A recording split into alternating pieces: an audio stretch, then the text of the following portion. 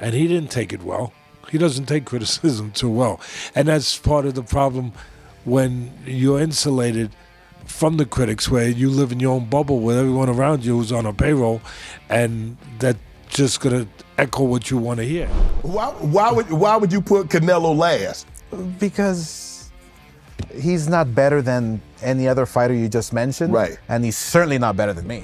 Notable promoter Oscar De La Hoya has blasted Canelo for his constant deceit in calling out Bivol for a rematch. Meanwhile, amidst this recent uproar that seems to be focused on Canelo, many prominent boxing personalities have presented their analysis of this situation, including the well-known commentator and former professional fighter Paulie Malignaggi, who believes that this decision made by Canelo is nothing but a farce orchestrated just for him to get back at Benavidez. Paulie stated, "He's not going to fight anyone. I'll tell you what, he's not going to fight Bivol either. This is just trolling Benavidez because he's mad." He added, "It would be nice if you actually did chase some tough fights once in a while, but no, that's not going to happen." Paulie also weighed in on how this ongoing stream of criticism seems to have no effect on Canelo as he continues to pick and choose his adversaries, which might be due to the lack of authority and jurisdiction by various sanctioning bodies such as WBC and IBF when it comes to the Mexican fighter. Paulie stated, "When you have the titles, you shouldn't be allowed to pick and choose these things, especially now, as he's just playing these games." The focal point that Paulie intended to highlight with this statement was how, despite being ordered to fight his mandatories for title defense like William Skull or to fight other notable fighters in his weight class, Canelo has just moved on to fight easy opponents like Jaime Munguia or Edgar Berlanga, while completely disregarding the orders from higher authorities, which has raised countless questions in the mind of boxing fans about the prejudice and legitimacy of these organizations. However, though many fight fans are getting frustrated by Canelo's absurd antics, his loyal fan base still remains steadfast in its support, which might have triggered Paulie as he blasted them in his recent interview with ProBox TV, stating how this blind devotion has further encouraged Canelo to venture down this damaging path. Paulie stated, "We have started to notice a trend in modern boxing fans that if a fighter reaches a certain level of popularity, there's this idiot delusion among their fan base where anything the fighter says, they defend."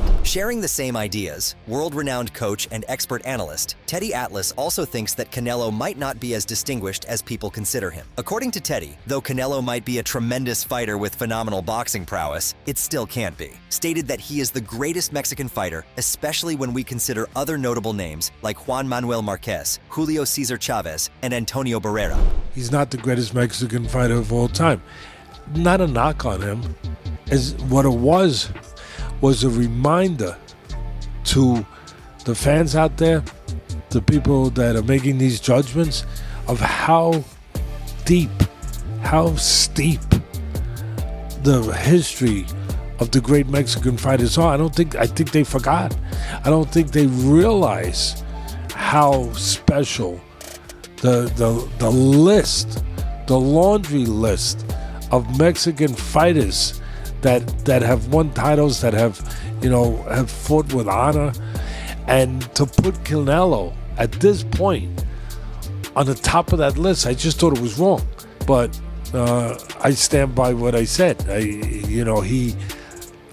He's not there. Now, this is not the first time the legendary trainer has criticized Canelo, as he made some rather outlandish remarks calling Canelo overrated, which garnered a lot of attention. Clarifying his statements, Teddy stated how it looks like Canelo's ability to make easy work of his opponents might be slipping away, not only because he has not fought any prominent fighter for a long time, but also due to fighting in more than 60 professional fights might be catching up to him. Teddy stated, "As much as a lot of people build him up, he should have got rid of his opponents easily. It showed me Canelo is slipping. Whatever he was, great or almost great, whatever that level was, it's a little less now. He's slipping." He added, "This has also showed me how Canelo is overrated." Being someone who has been in the boxing industry for decades, Teddy emphasized how looking at the fights that Canelo is partaking in at this point in his career, especially his upcoming fight with Berlanga, clearly shows a certain partiality from the major stakeholders, because for another fighter to do the same is near impossible. He can choose guys, that he wants to fight better than other people can, or has the option that other fighters don't have. And listen, it's not a knock. I'm here not to make friends. I'm here to state things that I believe are based to the truth in this business, or attached to the truth. He's the guy who can handpick who he wants to fight. In Berlanga, I wasn't surprised. No, I'll be honest. I wasn't surprised at all. I figured he was the front runner. He's got an undefeated record. He's coming off a good win. You know, he's a young, talented fighter, but he's an inexperienced fighter at this level. Teddy also blasted how Canelo on his lack of accountability on these matters as he goes on to live inside his own bubble. And he didn't take it well. He doesn't take criticism too well. And that's part of the problem when you're insulated from the critics, where you live in your own bubble with everyone around you who's on a payroll, and that's just going to echo what you want to hear. Another person who seems to be unsatisfied by the recent situation surrounding Canelo is his longtime critic and former promoter, Oscar De La Hoya, who also believes that people tend to exaggerate Canelo's abilities, which in reality they are quite mediocre when compared to other boxing legends such as Floyd Mayweather and Manny Pacquiao. Why would you put Canelo last? Because he's not better than any other fighter you just mentioned. Right. And he's certainly not better than me. Talking about the adverse impacts that fame can have on a fighter, especially in this era, Oscar pointed out how Canelo seems to be a prime example of this, as gradually with more prominent victories, he got corrupted by the spotlight, resulting in him now thinking he is above everything and everyone. Oscar stated, "I literally feel like Canelo changed over time, you know? He changed a bit, and it's just odd how he's saying all this nonsense." While being questioned about what he thinks about Canelo's motive to go after the potential winner of Bivol and Beterbiev, which is set to take place on October 12th, Oscar brushed off these claims, stating how this seems to be an ongoing thing with Canelo, where he tries to get media coverage by making absurd statements. Looking back at what he has done with Benavidez countless times, Oscar stated how though Canelo might say he wants these big fights, it boils down to nothing, as at the very last second, he announces an absurd bout, just like the one he will have with Edgar Berlanga that no one wanted in the first place. Oscar said, "It turns out I'm not the only one who thinks Canelo is an arrogant piece as Turkey, who is trying to make the best fights that everybody wants to see. Canelo continues to take the fights that nobody wants to see, and it's all because he will do anything not to fight David Benavidez." However, despite this continuous dismissal, Canelo appears to be adamant about his decision to go after the winner of the upcoming highlighting event on October 12th, with more focus on Dmitry Bivol, who he faced once in the past way, back in 2022, which ended up with him getting overpowered, resulting in a loss due to a unanimous decision. Looking for a chance at possible redemption, Canelo has made countless remarks about facing Bivol over the years, but this time he seems to be dead set on making this a reality, which is a sentiment that he expressed during his interview with Pound for Pound, alongside Kamaru Usman and Henry Cejudo. Yeah, if it's possible one day, it's the only fight I made one more time in 175 with the rematch with Bivol.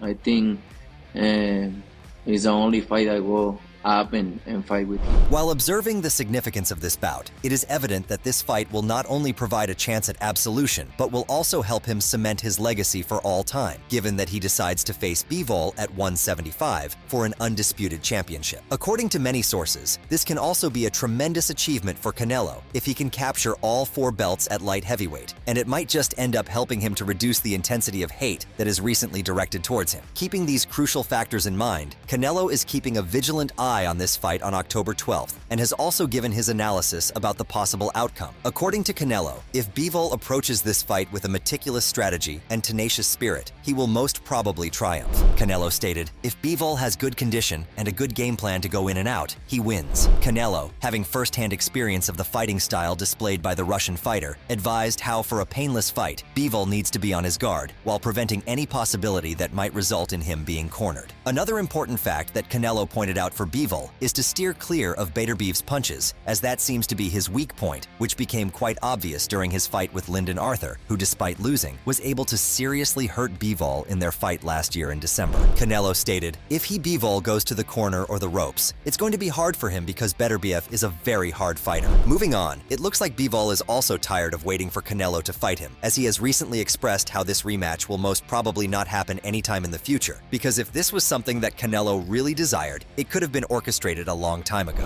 What about Canelo? Canelo had the options for rematch. He didn't use it.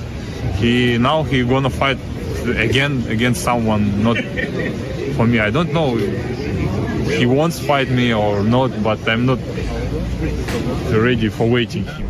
Adding on, Bivol thinks that he cannot allow himself to be used as just a ploy by Canelo any longer, because no matter what he or his team have put forward, there has never been any further negotiations about these supposed claims. Bivol also added how at this point he is solely focused on fighting various fighters in the 175 division, especially someone like Beterbiev, who will pave the way for him to become undisputed in this weight class. How strong is there a desire to go and have a second fight with Canelo? I didn't take as a serious, to be honest, too much about a rematch with Canelo, because it was only talking. It was just words, and I have my own way. Of course, it's better to fight in my weight class for 4 belts. Yeah, but if they want a rematch, it's not enough just talking. We need to do some moves, and we know who should do some moves. It's not me, because I'm ready to fight. With the attention now shifted toward the exhilarating bout between Bivol and Beterbiev, which will also decide Canelo's ultimate fate, the entire boxing community seems to be buzzing with many prominent analysts and experts coming forward to express their thoughts on who might win this acclaimed undisputed championship. Roy Jones Jr., who is a former professional fighter and someone who has held countless titles in 4 weight classes, thinks that it would be Bivol who will be victorious based on his previous fights, where he has displayed unprecedented tenacity and vigor, which according to Roy, even made a fighter like Canelo appear as an amateur fighter, not undermining Beterbiev. Roy pointed out how if Artur makes correct use of his dangerous punching power against Bivol, he might have a chance to turn this fight around in his favor. No. Not 50-50. One, Beterbiev is 38 years old. Beterbiev has been down. Yes. Bivol never been down. Bivol been in there with who at the time was pound the best, which was Canelo Alvarez. Made him look like nothing. So I'm not saying it's 50-50.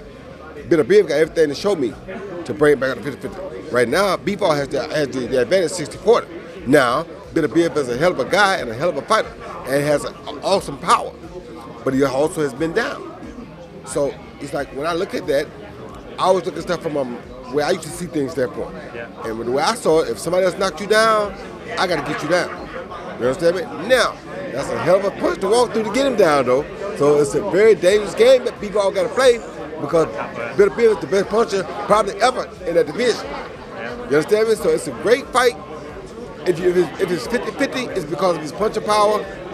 Maybe he may land, and maybe... Just like Canelo, another fighter who is also looking out for the winner of this bout is David Benavidez, who has expressed this desire countless times before, especially after his talks for a potential Canelo fight fell through due to Canelo's reluctance. Seemingly on good terms with His Excellency Turki Alalshik, unlike Canelo, Benavidez believes that he might be able to get this fight possibility sometime earlier next year. Benavidez stated, "I had talked to Turki about this, and shout out to him, he's a great guy who is really trying to make big fights happen." Having sparred with both the Russian fighters, just like Roy, Benavidez also believes that even though both the fighters have their own distinct and immaculate fighting styles, Bivol will have the upper hand based on his excellent skills to engage footwork with his jabs, which allows him to overpower his opponents. David stated, "They're both extremely talented fighters. They're 2 different type of fighters though. Bivol is a boxer, and he moves around a lot, but he's solid. If Bivol stays on his feet the whole night, uses his jab, and then when they exchange, he stands his ground, I think he has a really good chance of winning this fight." Further elaborating his reason for choosing Bivol as the winner, David pointed out how though Beterbiev is considered one of the best punchers in the light heavyweight division with a pristine record of 20-0, he has gotten hurt by fighters like Alexander Johnson, which makes him vulnerable against Bivol. David stated, "Beterbiev is a f***ing train. He just comes at you take shots to give shots. But Bivol has the power to hurt Beterbiev, because Beterbiev has been hurt by Alexander, and Bivol cracks harder than Alexander." On the other hand, eminent American fighter and welterweight champion of the world, Blair Cobbs thinks that it would be Beterbiev who prevails based on his sheer power, which gives him a great advantage over his adversaries no matter how skilled they might be. Blair stated, "Artur Beterbiev has unbelievable strength and power. I don't know how Bivol is going to be able to fight somebody like that." Throughout his career, Beterbiev's strength has been something that has always given him an edge, especially against fighters like Bivol, who are known as somewhat mediocre punchers based on the strength aspect. While also including his last contenders like Callum Smith and Anthony Yard, Beterbiev's ability to be a human cannonball becomes becomes even more prominent when you recall how he defeated these fighters with marvelous knockouts. Keeping this in mind, Blair stated, "I don't see Bivol being able to survive something like that, but it will be very interesting. Bivol could land too many punches on Beterbiev, mess around, and start piling on points." Regardless of the outcome of this fight, Blair thinks that this will be an exceptional fight, as it is not only the two of the best fighters in the light heavyweight division going head-to-head, but also because it is a fight for attaining the much-coveted title of the undisputed champion in the 175-pound weight class. Blair stated, "That's going to be a very exciting fight. It's going to be worth looking at. I can't wait to see that one." Looking back, this fight did not just come out of the blue, as since last year, there were countless times when formal talks were held to organize it, even resulting in an official date announcement. But things had to be postponed after Beterbiev suffered from a ruptured meniscus. However, after months, Beterbiev is better than ever and ready to face his longtime competitor Bivol, who is also in the best shape of his career.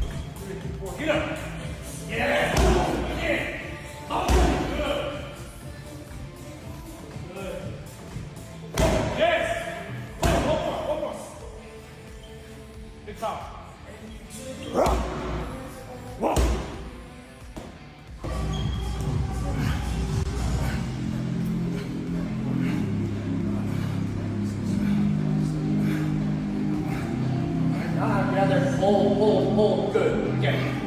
Hold, good.